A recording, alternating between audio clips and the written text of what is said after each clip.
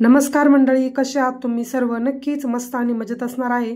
तर काल तुम्ही पाहिलं असेल की मी टाकलेला होता हळदी कुंकू आणि रामच्या बोरणांचा व्लॉग। त्यानंतर मग दुसऱ्या दिवशी जो काही सोमवार होता तो कंटिन्यू ॲज युजुअल जसं माझं शिवणकाम, घरातलं काम, ज्या काही गोष्टी असतील त्याच आज तुमच्याबरोबर शेअर करणार आहे। त्यासोबत काही डिझायनर ब्लाऊज त्याचे सुद्धा डिझाईन तुमच्याबरोबर शेअर करते आणि त्यानंतर मग जे काही माझं बेसिक रुटीन असेल दिवसाचं तेच तुमच्याबरोबर ह्या व्हिडिओमध्ये मी शेअर करते। त्यासाठी व्हिडिओ शेवटपर्यंत नक्की पहा आणि कसा वाटला ते सुद्धा कमेंट करून सांगा। तर आता दुसऱ्या दिवशी जे काही ब्लाऊज माझे राहिले होते, कारण की काय झालेलं, बोरनान आणि हळदी कुंकू म्हटलं ना 2 दिवस तयारीमध्येच जातात। मग डेकोरेशन असो किंवा बाहेरून मार्केटमधून काही सामान आणायचं असो, यामध्ये बराच वेळ जातो। तसंच 2 दिवस ना मी ब्लाऊजकडे काहीच लक्ष दिलं नव्हतं। कस्टमरचे फोनवर फोन, कॉलवर कॉल यायचे आणि त्यानंतर मग मी त्यांना असं सांगायचे की आमचा वाढदिवस जवळ आला किंवा माझे असे कार्यक्रम पेंडिंग आहेत, तर तुमचे ब्लाऊज जे आहेत ते लेटच होतील। पण काही कस्टमर त्यातली त्यात अजिबात सुद्धा ऐकत नाही। तरीसुद्धा मी व्हॉट्सअप किंवा बाकीचे जे काय आपले सोशल मीडिया आहे त्याद्वारे स्टेटस तर अपडेट करतच असते, पण काही जण पाहूनसुद्धा तरीसुद्धा परत मेसेज करतात। मग यावरतीच सांगा, जर तुमच्याकडे एखादी म्हणजे थोडंसं काम असेल आणि तुम्हाला जर त्यांचं काम पॉसिबल होणार नसेल तर थोडंसं डिले होऊ शकतं, पण काही कस्टमरला ते समजून घ्यायचंच नसतं। तरीसुद्धा अर्जंट ब्लाऊज शिवून देताल का, हे करताल का, ते करताल का, असे बरेच त्यांचे मेसेज येत होते। पण मी पाहूनसुद्धा बरेच मेसेज जे आहेत ते इग्नोर केले, कारण माझ्याकडे ऑप्शन नव्हता। जर हे कार्यक्रम वर्षभर आपल्याला जर त्या कार्यक्रमाची वाट पाहावी लागत असेल तर काहीच फायदा नाही। वेळ निघून गेली असती, रथसप्तमी होऊन गेली असती, मग मला असं नंतर वाटलं असतं की कार्यक्रम केला असता तर बरं झाला असता, असं सुद्धा वाटलं असतं। त्यासाठी म्हटलं की आता हे शिलाईचं जे काही काम आहे ना ते तसंच राहू दे। त्याआधी सुरुवातीला रामचं बोरनान, माझं हळदी कुंकू आणि मग रामचा वाढदिवस झाला की मी निवांत हे काम करेल। आणि काय होतं, आधीचं काम आवरत नव्हतं, तेच त्यामध्ये दुसऱ्या कामाची भर पडते, मग काम वाढत जातं आणि असं जास्तीचं काम असलं ना मला खूप जास्त लोड आल्यासारखं होतं। कधी एकदाच हे काम करेल असं होतं, त्यामुळे नेक्स्ट डेला काहीच न आवरता घरातले मी डायरेक्टली शिवणकामाला बसले होते। तर हे जे ब्लाऊज होते ना ते दोघींचे म्हणजे बरेच दिवस झाले असेल, 2 वीक होऊन गेले असेल त्यांचे ब्लाऊज माझ्याकडे होते, पण अजिबात सुद्धा त्यांनी घाई केली नाही। सुरुवातीलाच त्यांनी सांगितलं होतं की जेव्हा जमेल तेव्हा करा, पण नंतर काय झालं, त्यांच्या आईला ना अजून दुसरे ब्लाऊज टाकायचे होते शिवण्यासाठी। मग त्या म्हटल्या की हा ब्लाऊज कसा बसतोय ते पाहतील आणि त्यानंतर मग आम्ही दुसरे ब्लाऊज टाकू, असं त्यांचं म्हणणं होतं। आणि त्यांनी इतके शांततेत, अगदी म्हणजे काही कस्टमरने इतकं रूडली बोलतात, पण त्यांनी एकदम शांततेमध्ये कधी देताल काय असं विचारून थोडंसं हे केलं। कारण की काय झालेलं, त्यांच्या ब्लाऊजचं अस्तर तर मला भेटलेलं, पण त्यांच्या आईचा जो काही ब्लाऊज होता ना तो थोडासा वेगळा होता आणि एकदम डार्क कलर होता, त्यामुळे अस्तर काय भेटलं नव्हतं। फक्त ब्लाऊज जो होता ना तोच मी कट करून साईडला ठेवून दिला होता आणि म्हटलं की यांचा ब्लाऊज शिवून घेते आणि मग त्यानंतर मग जेव्हा मला ते अस्तर भेटल, कारण की यांच्याजवळ आणायला सांगितलं होतं, तर त्यावेळेस मी तो ब्लाऊज शिवेल। पण त्या दिवशी काही त्यांनी आणलंच नाही, त्यामुळे तो ब्लाऊज तसाच राहिला। आणि त्यांचा ब्लाऊज जो होता ना हा फुगा स्लीव्ज, म्हणजे जे काही थोडेसे ट्रेंडिंगमध्ये आता स्लीव्ज आहेत त्या प्रकारचा होता। तर म्हटलं त्यांचा शिवून घेते आणि मग यांचा झाला, जसं अस्तर मला त्याचं भेटेल त्याचा मी कंप्लीट करते। कधी कधी काय होतं माहिती का, एखादा अर्जंट ब्लाऊज आला किंवा अर्जंट काही साडीचं काम आलं तर जर मटेरियल अवेलेबल नसेल ना, खूप जास्त घाई गडबड होते आणि कामं अजिबात सुद्धा व्यवस्थित होत नाही।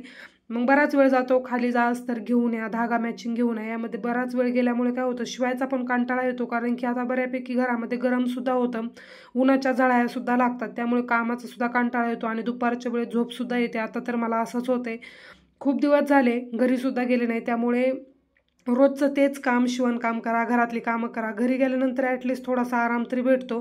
पाहूयात आता लवकरच मी 2 ते 3 दिवस घरी जाऊन येणार आहे, जेणेकरून की थोडंसं रिलॅक्स होईल।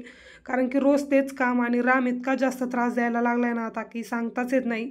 जे काही मी काम करेल ते सर्व काम त्याला करायचं असतं, नाही तर मशीनवर बसून घे, मोबाईल जरी दिला ना तरी साईडला फेकतो, सारखा पाहत नाही। त्याला आता मोबाईल पाहूनचा कंटाळा आलाय, त्यामुळे त्या मोबाईलला सुद्धा तो जवळ घेत नाही आणि सारखं त्याचं रडगाणं पाठीमागे चालू असतो किंवा कुरबुर त्याची चालूच असते।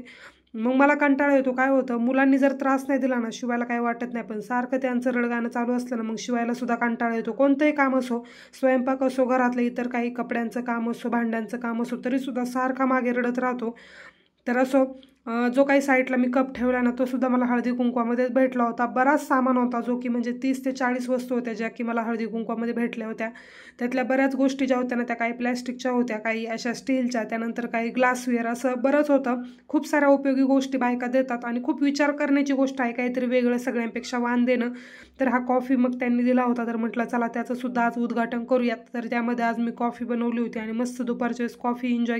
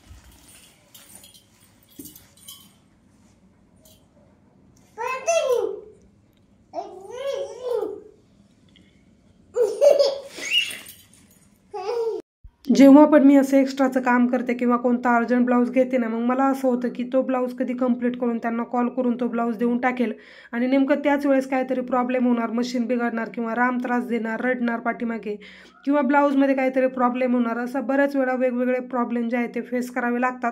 आज तसंच झालं होतं. मला ब्लाऊजची खूप घाई होती आणि रामचं सारखं रडगाणं माझ्या मागे चालू होतं. त्यामुळे तो ब्लाऊज मी तसाच ठेवला आणि म्हटलं आता पहिल्यांदा त्याला जे आहे ना थोडंसं खाऊ घालते आणि त्यानंतर मग माझ्या कामाला बसते.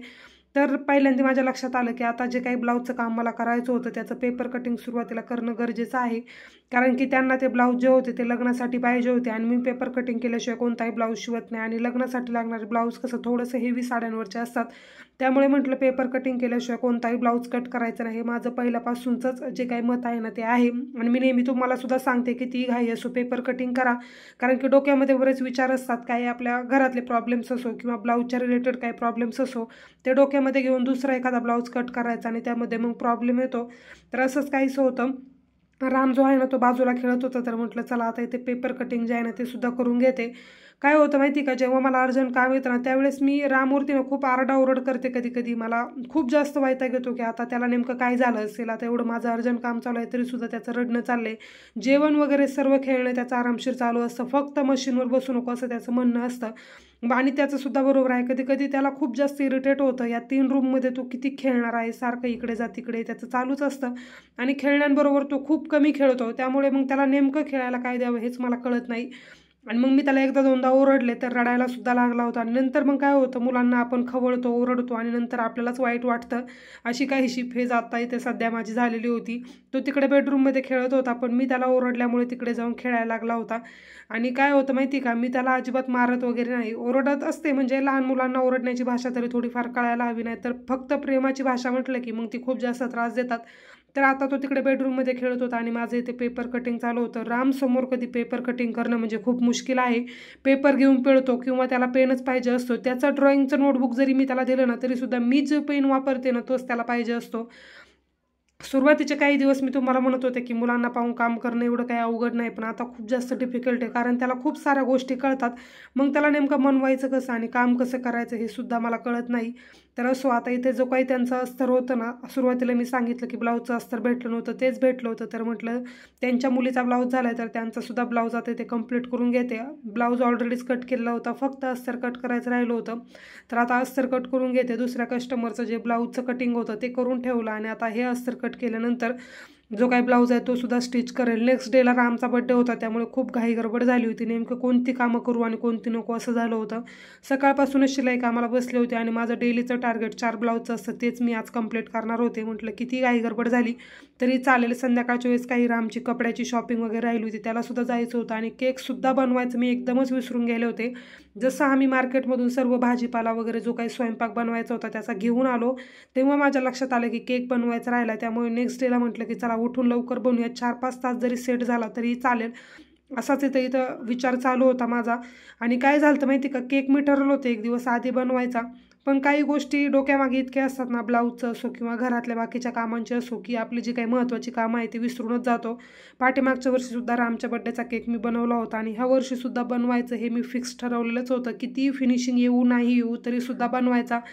घाई गडबडीमध्ये ना कोणतंही काम केलं ना कुठेतरी चुकतं, तसंच मला थोडंसं झालं होतं. आता इथे ब्लाऊज वगैरे कट करून शिवायचा होता, त्यांच्या मुलीचा ब्लाऊज झाला होता तर म्हटलं 2 याला हुक बटन वगैरे करते आणि त्यांना घ्यायला बोलवते, कारण की 2 आठवडे झाले होते ब्लाऊज त्यांचा शिवून झालाच नव्हता. तसं तर एवढं 2-1 आठवडे मी ब्लाऊज कोणाचा ठेवीतच नाही, जास्तीत जास्त 10 ते 12 दिवस राहतो, त्यानंतर मग मी ब्लाऊज कोणत्या याच्यामध्ये डिस्पॅच करीतच असते. या व्यतिरिक्त जे काही पेपर पॅटर्नच्या ऑर्डर्स होत्या त्यासुद्धा बऱ्याच राहिल्या होत्या, कारण की जो पेपर मी मागवला होता त्याऐवजी त्यांनी व्हाईट पेपर पाठवला होता, त्यामुळे मला खूप जास्त हेडॅक झालं होतं. तो चेंज करून आणा, कारण की इथे काही भेटत नाही आणि ऑनलाईन ऑर्डर यायची म्हटलं की 2-3 दिवस सहज जातात. तरीसुद्धा त्यांनी खूप समजून घेतलं, ठीक आहे निवांत द्या, आणि त्यांना थोडीशी अर्जंट ब्लाऊजचं काम होतं तर तिथपर्यंत मला ते पेपर पॅटर्न आहे ते पाठवा असं त्यांचं होतं. दुसऱ्या एक ताई होत्या त्यांना मी ऑर्डर देत होते पण त्यांनी ऐनवेळी देण्याचं बंद केलं, त्यामुळे त्यांच्या सर्व ज्या ऑर्डर होत्या ना त्या मलाच पूर्ण कराव्या लागल्या आणि आहे त्या कामामध्ये जास्त भर पडल्यामुळे सर्व ब्लाऊज माझे तसेच राहिले. तर म्हटलं आता ब्लाऊजचं नेमकं करायचं की व्हिडिओ तुमच्यापर्यंत पोहोचवायचा, आता तुम्हीच सांगा. एवढी सर्व कामं असून मुलाला सुद्धा पाहावं लागतं, मग माझी खूप घाई गडबड होते आणि तुम्ही म्हणता कटिंग स्टिचिंगचे व्हिडिओ टाकत जा, किती व्हिडिओ बनवले किंवा शूट केले तरीसुद्धा एडिट करायला खूप जास्त वेळ जातो. पाहायला तुम्हाला फक्त 15 ते 16 मिनिटाचा व्हिडिओ असतो, पण त्यामागे मेहनत खूप जास्त असते. सुरुवातीला जे काही बाकीचे यूट्यूबर असतील त्यांचे व्हिडिओ मी पाहायचे, त्यावेळेस मला सुद्धा वाटायचं की खूप सोपं आहे, काय 10 ते 15 मिनिटाचा व्हिडिओ शूट करायचे, पण त्यामागे दिवसभराची मेहनत असते. कॅमेरा सेट करा, सर्व शूट करा आणि त्यानंतर मग एडिट, थंबनेल या व्यतिरिक्त व्हिडिओ अपलोड करणे यामागे बरीच मेहनत आहे. खूप जास्त वेळ जातो. मी म्हणाल दिवसातील 4-5 तास त्यामागेच जातात. मग शूटचा टायमिंग जो आहे तो तर वेगळाच धरायचा असा आहे. कटिंग स्टिचिंगचे व्हिडिओ मला सुद्धा वाटतं की तुमच्याबरोबर शेअर करावे आणि शिकवण्यामध्ये काही हरकत नाही, आपलंच नॉलेज वाढतं असं मला वाटतं. पण आता तेवढा वेळ तर माझ्याकडे पाहिजे. ब्लाऊजच्या ऑर्डर कंप्लीट करायच्या, इतर सर्वच कामं आहे. मग नेमकं कोणकोणतं काम मी एकटीने हँडल करायचं असं सुद्धा मला वाटतं. तर असं दुपारी ब्लाऊजचं काम केलं आणि संध्याकाळी आल्यानंतर निघालो होतो बाहेर, कारण की रामची कपड्यांची शॉपिंग, जे काही जेवण बड्डेसाठी बनवायचं होतं त्याचीसुद्धा शॉपिंग बरीच राहिली होती. आणि या व्यतिरिक्त मग थोडंसं ज्वेलरच्या दुकानामध्ये सुद्धा काम होतं, तर तिकडे सुद्धा जायचं होतं. आता तिकडे जाण्यासाठी निघालो होतो. थोड्या वेळ इथे थांबलो, ब्रेक घेतला आणि त्यानंतर मग आता निघालो. राम ऑटोमध्ये बसो, बाहेर बसो, घरामध्ये असो, त्याची मस्ती कंटिन्यू चालू असते. आणि आता तर तो जास्तीच मस्तीखोर झाला आहे, त्यामुळे थोडंफार आरडाओरडाव सुद्धा लागतं. आता इथे गाडी चालू होती तरीसुद्धा बाहेर हात काढ किंवा चेहरा बाहेर काढ असं त्याचं चालू होतं. जे काही ज्वेलरच्या शॉपमध्ये काम होतं ते केलं आणि त्यानंतर मग पुढे जाऊन बाकीची कपड्याची शॉपिंग वगैरे केली. आता हे सर्व जास्त काही शूट करत बसले नाही, कारण की खूप लेट झालं होतं. आता हा ब्लाऊज जाऊन होतो शिवल्याला, आता बरेच दिवस झाले आज शिवून, पण व्हिडिओ होता तर म्हटलं चला तुमच्याबरोबर शेअर करूयात एक डिझाईन. तर पोटली बटनची डिझाईन केली आहे आणि सिंपल कॉटनचा ब्लाऊज होता, पण थोडासा फॅब्रिक जे आहे ना ते थोडंसं लूज पडत होतं, मला असं वाटत होतं, त्यामुळे इथे 4 टक्सचा ब्लाऊज मी शिवलाय. तर अशा पद्धतीने पोटली बटनची डिझाईन लावून हा ब्लाऊज तयार झाला होता. पाठीमागून बंद गळा आणि समोरून असा गोल गळा. तर कसा झाला आहे ब्लाऊज हे मला कमेंट करून नक्की सांगा. खूप दिवसापासून शेअर करायचं होतं. आय थिंक आधीच्या व्हिडिओमध्ये मी शेअर केला आहे का नाही हे सुद्धा मला आठवत नाही, पण असो चला होती क्लिप तर म्हटलं ॲड करूयात. तर त्यानंतर हा एक ब्लाऊज मी शिवला होता. जे काही मोती आहेत ना ते मी हातानेच लावलेत आणि बाईला कटवर्कचं डिझाईन केलं आहे. पाठीमागच्या बाजूने हा पॅच त्यांनी ऑलरेडी दिलेला होता. खूप सुंदर दिसत होता. आणि अशा ब्लाऊजच्या वेळेस ना खूप चॅलेंजिंग असतं, नेमकं कोणत्या साईडला कोणती डिझाईन घ्यायची आणि कसं मॅनेज करायचं, ॲडजस्ट करायचं. तर प्रिन्सेस कटचा हा ब्लाऊज खूप सुंदर झाला आहे. विथ योगपट्टीवाला ब्लाऊज होता आणि प्रेस केल्यानंतर एकदमच लुक छान आला होता. आणि असं फोटोमध्ये पाहण्यापेक्षा व्हिडिओमध्ये समोरून खूप छान ब्लाऊज दिसत होता. तर हे 2 ब्लाऊजचे डिझाईन होते. या व्यतिरिक्त लहान मुलीचा एक ब्लाऊज शिवण्यासाठी मला आला होता. ही सुद्धा खूप आधीची क्लिप आहे. तर लहान मुलींच्या ब्लाऊजची शिलाई तुम्ही किती घेता हे मला कमेंट करून नक्की सांगा. मला असं वाटतं ना, जसं मोठ्यांच्या ब्लाऊजच्या शिवण्यासाठी आपण सर्व पेपर कटिंग वगैरे करतो ना, त्याच पद्धतीने पेपर कटिंग वगैरे किंवा शिवायला लागतो, फक्त थोडासा वेळ कमी लागत असेल. मग मला नाही वाटत की कमी शिलाई घेतली पाहिजे. जेवढी शिलाई आहे तेवढीच घेतली तरी चालेल, कारण की वेळ पण तेवढाच जातो. पेपर कटिंग करावे लागणार, प्रेस करावे लागणार, आहे तसे पार्ट सगळे शिवावे लागणार, फक्त वेळ थोडासा कमी लागणार, कारण की शिवण्याचं अंतर जर असं कमी असेल. तर बाईसाठी त्यांनी हा दोरा पाठवला होता, कारण की तेवढ्या लांबीची बाई त्यांना पाहिजे होती. 26 जानेवारीला त्यांना हा ब्लाऊज पाहिजे होता. फक्त तुम्ही शिलाई किती घेता हे विचारण्यासाठी मी ही क्लिप ॲड केली आहे. तर या ब्लाऊजची मी 180 रुपये शिलाई घेतली होती. पाठीमागून जो आहे लेस वगैरे पानगळा लावून आणि त्यानंतर नॉट वगैरे सर्वच लावलं होतं, पण 180 घेतली. तुम्ही किती घेता हे मला कमेंट करून नक्की सांगा. आणि कोणत्या एरियामधून तुम्ही ह्या ब्लाऊजची शिलाई घेताय ते सुद्धा सांगा, म्हणजे एरिया वाईज शिलाईसुद्धा कळेल आणि मला सुद्धा ठरवता येईल. खूप सारे असे सबस्क्रायबर फ्रेंड्स आहेत, त्यांना फक्त कटिंग स्टिचिंगचे व्हिडिओ पाहायचे आहे. पण सांगू का, व्हिडिओ शूट खूप झालेले आहेत पण एडिट करायला वेळ भेटत नाही. थोडीशी कंटिन्युटी आली ना मग मी डेली तिथे व्हिडिओ अपलोड करत जाईल, कारण की त्या चॅनलला आपला खूप छान रिस्पॉन्स आहे आणि तुम्हाला कटिंग स्टिचिंगचे व्हिडिओ पाहायलासुद्धा खूप आवडतात. तुमचे सतत मला इंस्टाग्रामला DM येत असतात की कटिंग स्टिचिंग दाखवा, शॉर्ट व्हिडिओ नका दाखवू. पण काय होतं, चॅनलची एक ग्रोथ होण्यासाठी शॉर्ट व्हिडिओ टाकणंसुद्धा खूप गरजेचं आहे. तर असो, आता जे काही व्हिडिओ असतील ते आपल्या रेग्युलरली येतील आणि तुम्हाला पाहायलासुद्धा भेटतील, कारण की थोडासा लोड ब्लाऊजचा कमी झाला ना, कारण की 2-3 दिवस मी काहीच काम केलेलं नाही, ते काम करणं खूप गरजेचं आहे. तर चला आजचा हा व्हिडिओ मी इथेच थांबवते. भेटूयात आपण नेक्स्ट व्हिडिओमध्ये. तोपर्यंत